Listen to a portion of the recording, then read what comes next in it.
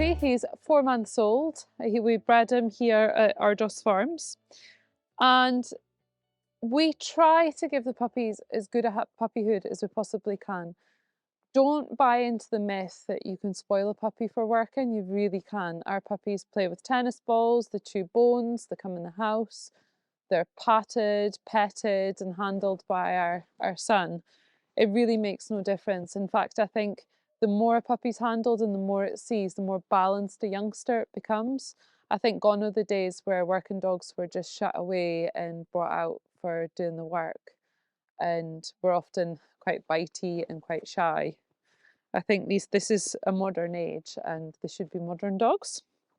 So Wolfie's got some basics.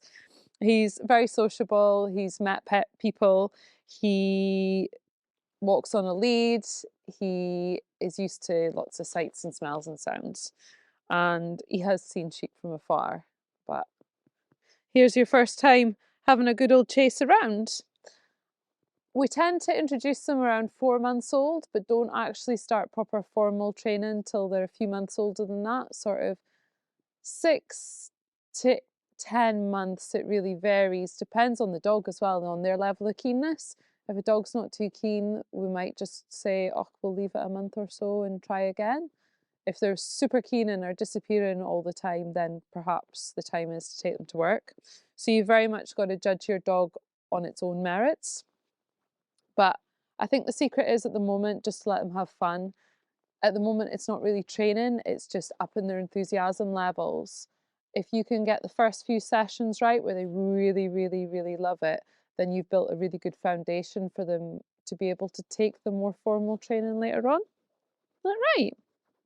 But yeah, and don't worry, if so long as they're not, you know, pulling the sheep's legs off or something like that, or being really crazy, a little bit of wool pulling, a little bit of charging about, a little bit with their tail in their air, it's perfectly fine.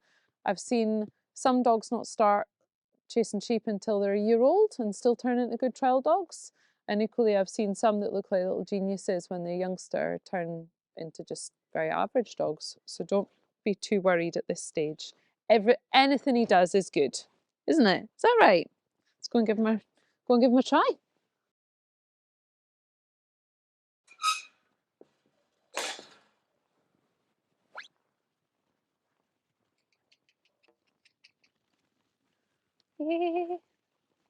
Come on. So here's a good opportunity to just step on the long line and go, hey, hey, hey, calm yourself. Calm yourself. Good boy, you little crazy. Hey, hey, hey, come on. Hey, hey, hey. Shh, shh, shh. Hey, hey, hey. Hey, hey, hey, come on.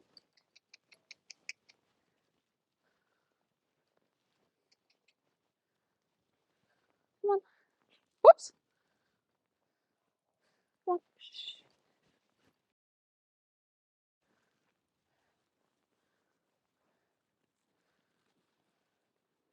Boy.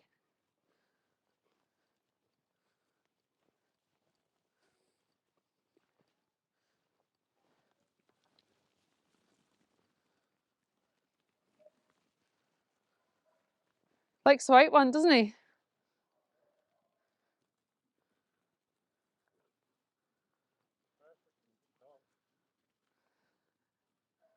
I think she's had enough. I think that'll do. That'll do, Wolfie. Good boy. And that's all they really need at this stage, is just a little run around and to really enjoy it.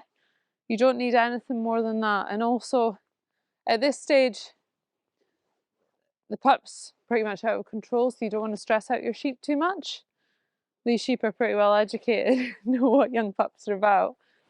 But just a wee taster. And at this stage, I would not be getting frustrated at your dog because it won't lie down or won't come back. Don't expect it to until it's much older. You're not going to get anything out of them. But that's why it's good how if you've got the long line on, you can say, right, that's enough, we're going home now. And you've got that control over them. These are a really nice type of sheep to work with. If you can get a hold of them, definitely do it. They're Hebridean ewes, or ewe lambs, skimmers, and I find them much more brainy than normal sheep, and they don't go sour and lazy and just stand about like other sheep.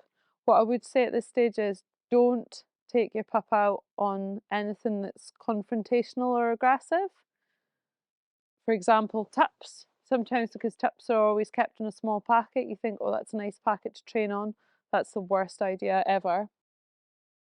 Another point, always take your dog out individually. If you've got two pups the same age, don't put them in the pen together.